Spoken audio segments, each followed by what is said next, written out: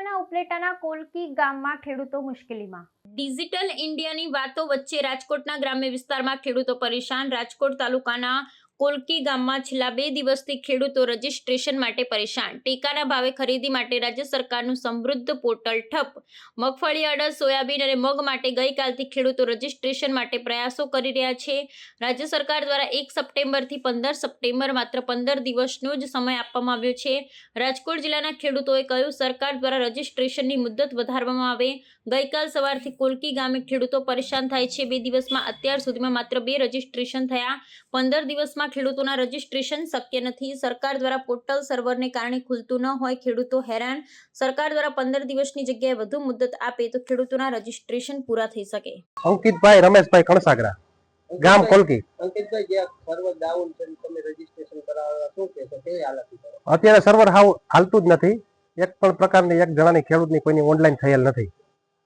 સર્વરમાં એરર જ આવે છે। કોઈ સરકાર કોઈ એવી સુવિધા કંઈક પાર પાડી અને સમય પૂરેપૂરો આપે, 15 દિવસમાં કોઈ રજીસ્ટર શક્ય નથી। કેટલા દિવસથી હેરાન થાવ છો? છેલ્લા 2 દિવસથી ચાલુ થઈ છે અરજી।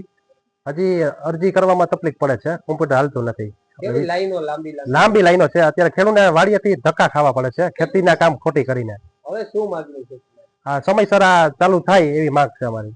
મારું નામ ગલાણી જીતેન્દ્ર હીરાભાઈ, ગામ કોલકી, તાલુકો ઉપલેટા, જિલ્લો રાજકોટ। જીતેન્દ્રભાઈ, જે તમે રજીસ્ટ્રેશન કરાવવા આવ્યા છો, શું કહેશો, કેવી હાલત છે? ભાઈ, આ રજીસ્ટ્રેશનમાં તો એવી હાલાકી છે ને, આ 2 દિવસથી આ 1 તારીખે ચાલુ થયું છે। 2 દિવસથી આ સતત ને સતત અહીંયા ધક્કા ખાય અને ખેતીના કામ પડતા મૂકીને અહીંયા આવી તો સર્વર કે નથી હાલતું અને સર્વરના ધાંધિયાના હિસાબે ખેડૂતો, દરેક ખેડૂતોને બહુ હાલાકી છે। હવે શું માંગણી છે? ભાઈ, હવે આ કોઈ સર્વરને માટે જે તે કોઈ લાગતા વળગતા હોય ઈ સત્વરે કે કંઈક જલ્દી બધું ડાઉનલોડ ને આ તે જે તે કઈની પ્રક્રિયા હોય એ થઈ જાય અને સમય કંઈક વધારે સમય સુધી હાલે। રાજુભાઈ સોલંકી, ઉપલેટા વીસી મંડળના પ્રમુખ, કોલકી ગ્રામ પંચાયતમાં વીસી તરીકે ફરજ બજાવું છું। હાલમાં ગુજરાત સરકાર દ્વારા ઈ સમૃદ્ધિ પોર્ટલ નાફેડ માટે જે ઓનલાઈન શરૂ કરેલ છે, તેમાં અવારનવાર એરર આવે છે, જેથી ખેડૂતોને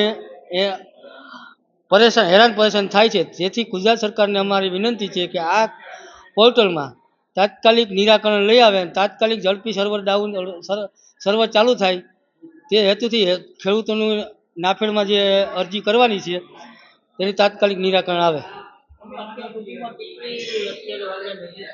કાલનું જે પોર્ટલ ખુલેલું છે, અત્યાર સુધીમાં 2 અરજીઓ થઈ છે।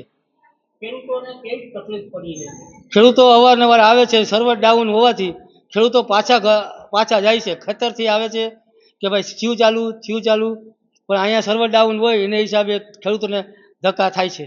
15 દિવસમાં જ આ જે મુદત છે 15 દિવસની જ આપી છે, તો તમને શું લાગે છે કે આ 15 દિવસમાં રજીસ્ટ્રેશન પૂરું થઈ જશે?